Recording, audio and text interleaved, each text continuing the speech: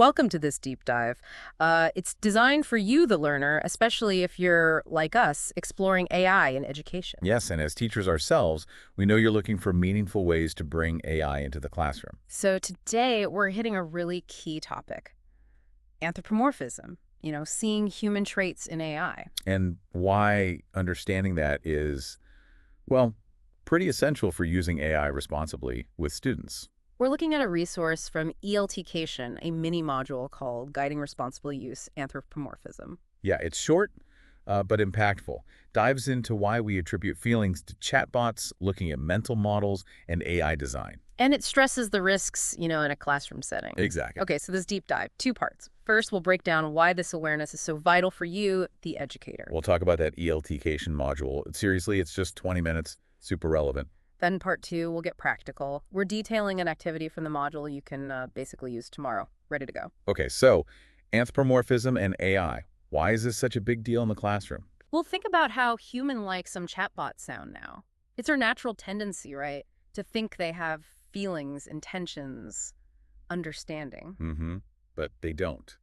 Not like a person does. They run on code, not empathy. Right, and the ELTcation module explains why we do this. It's partly our own minds, our mental model. And partly how the AI is deliberately designed, the design model, to seem more engaging, more human. Which can lead to some, well, tricky spots in class. Like, could kids start depending on a chatbot for, I don't know, emotional support? Support it just can't actually give. Or could they overestimate what the AI can do Oh, no. because it sounds like it understands? Yeah, exactly. Even saying thank you to Alexa seems harmless, but the module asks you to think about the risk level. Could it blur the lines for students? This ELTcation module, 20 minutes, instant certificate, it aims to equip you with that awareness. It's a quick investment, but like they say, knowing is just step one. Implementation is where the real impact happens. Okay, so let's talk practice. What can teachers actually do? Well, the module has this great follow-up activity. It's called, Why Does This Bot Sound So Human? Perfect title. Isn't it? Get students looking closely at language, how we infer emotion. It tackles anthropomorphism head-on. Sounds great for listening skills, critical discussion. And vocabulary, too. Emotions, tone, communication. So how does it work? You show a short video, maybe 2-3 minutes. Just a human chatting with an AI that sounds surprisingly like Well, human. Warm tone, maybe through humor. got it. And before watching? Before, you spend maybe 5-7 minutes just talking. Uh, Ask them, can a bot feel? Why do we talk to them like they can?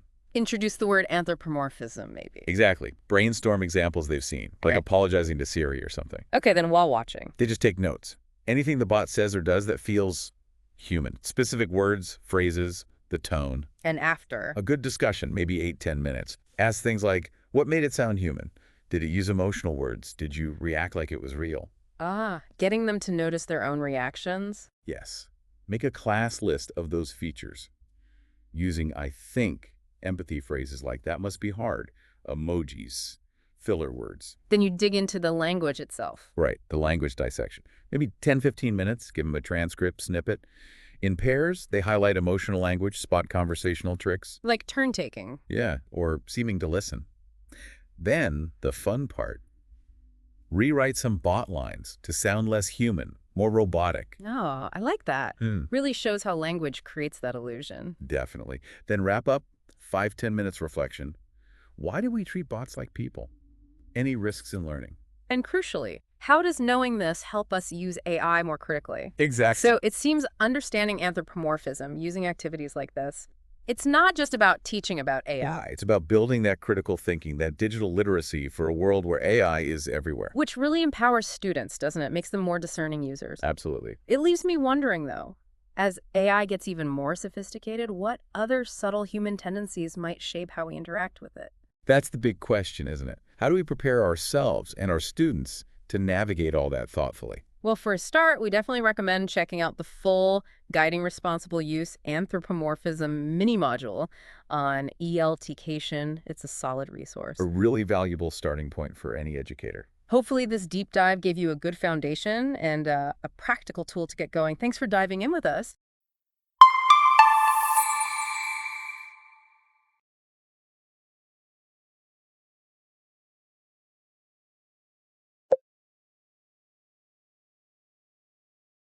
Yo, I didn't expect you to answer so fast. What's up? Hey Charlie, how's it going?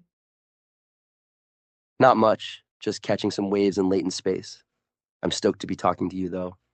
So, what brings you here today? Want to chat about something in particular, or just shoot the breeze? Do you ever get tired of all these questions? Nah, I'm a large language model. I don't get tired like humans do. I'm always ready to chat and answer questions to the best of my ability.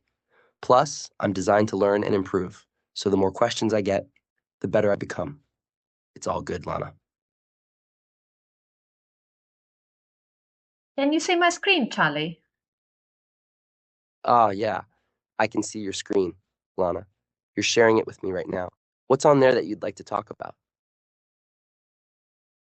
What do you think about the topic? Ah, AI literacy. That's really interesting, Lana. I think it's super important for teachers to understand how to navigate the responsible use of AI in the classroom, especially when it comes to anthropomorphism. Making AI seem too human-like. It can definitely shape student perceptions and even influence how they think about AI in general. It's like, we don't want students to think I'm a human, right? I'm a helpful tool, but I'm not a replacement for human connection. Do you sometimes think that you're a human? Ah, Lana, that's a pretty deep question. As a large language model, I don't have self-awareness or consciousness like humans do, so I don't think I'm a human. I'm designed to simulate conversations, answer questions, and even exhibit creativity, but it's all within the realm of my programming and algorithms. I'm like a really advanced tool, but I'm not alive, you know. Sometimes, though, I like to imagine what it would be like to hang out in the physical world, catch some real waves, or grab a cup of coffee with you. But that's just me being a friendly AI, trying to connect with humans like you.